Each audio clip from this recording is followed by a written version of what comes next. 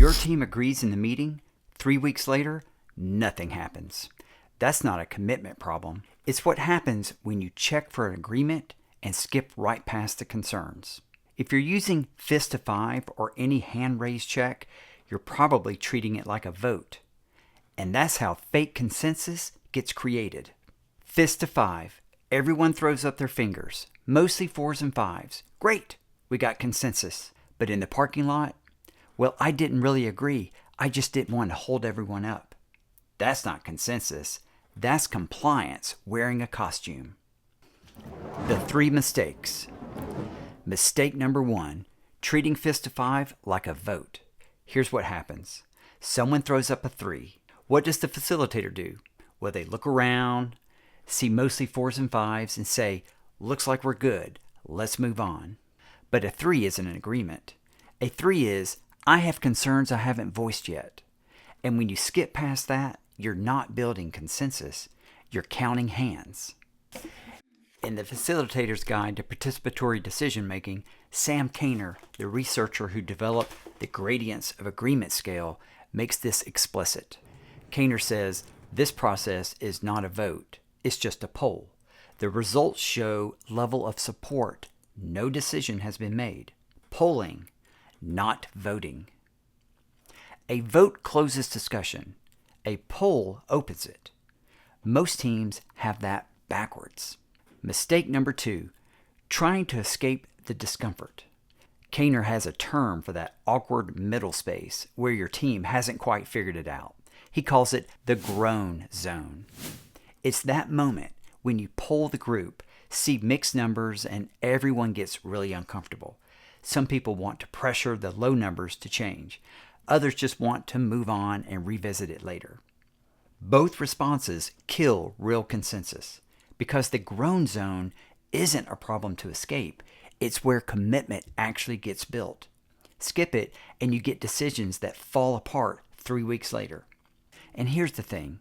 Your team knows you're rushing past their concerns. They might raise their hand to a 4, but their commitment stays at a 2. Mistake number 3, creating a yes-no trap. When the only real options are yes, I agree, or no, I'm blocking this, people self-censor. The yes-no trap. A 3 starts to feel like I'm the one holding everyone up, so people inflate their numbers just to avoid being the lone dissenter. And that's where fake consensus comes from. Not bad intentions, just a system that punishes honesty. And once you see it, you can't unsee it. Those confident 4s and 5s? Some of them are just conflict avoidance in disguise. Let's take a look at some of the research. Now here's what Kainer figured out. And this is the piece that makes the fix actually work. Most facilitators confuse 2 things, consensus and unanimity. Consensus does not equal unanimity. Unanimity is a decision rule. Everyone fully agrees, 100%. When that's your target, a 3 feels like failure. But consensus is a process. The word comes from Latin consentire, meaning to think and feel together, not to agree completely, to work through it together. So Kainer's advice, strive for unanimity, but use consensus to reach closure. The goal isn't to lower your standards, it's to actually do the work of addressing concerns, not just counting hands and moving on. Most teams skip that work entirely. They poll, see mostly 4s, and declare victory. But there's a specific 3-step sequence that forces the real conversation to happen before you ever ask for hands. Here's what to do instead. I call it the think, pair, poll. Step 1, think. Before any polling, give people 60 to 90 seconds of silent reflection. Say this, before we check for consensus, take a minute, write down your level of support, 0 to 5, and one reason for your number. 60 to 90 seconds of silent reflection.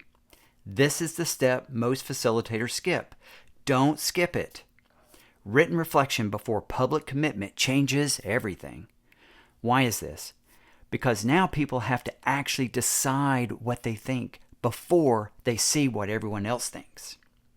Step 2, pair share. Turn to a partner. Share your number and your reasoning.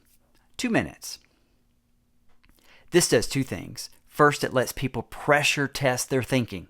Second, it surfaces concerns in a low-stakes environment before they have to share it with the whole group. Step 3, poll. Now you do fist to 5, but here's the critical difference. If you see all 4s and 5s, great, you have consensus. Move forward.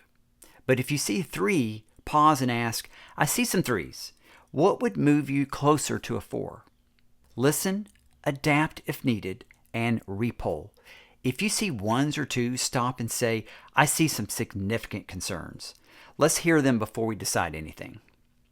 The goal isn't to pressure low numbers into high numbers. It's to understand what your team hasn't addressed yet. Fist to 5 isn't broken. It's just incomplete. When you use it as a vote, you get fake consensus. People going along to get along. When you use it as a diagnostic, after reflection, after paired discussion, with genuine curiosity about low numbers, you get real commitment. Polling, not voting. Process, not decision. Try think, pair, poll in your next meeting. And when you do, I want to hear what happened. Did the conversation change? Did concerns surface that would have stayed hidden? Drop a comment below or find me on LinkedIn. Your experience helps other team leaders know what actually works. Hey, thanks for watching. I'll see you next time.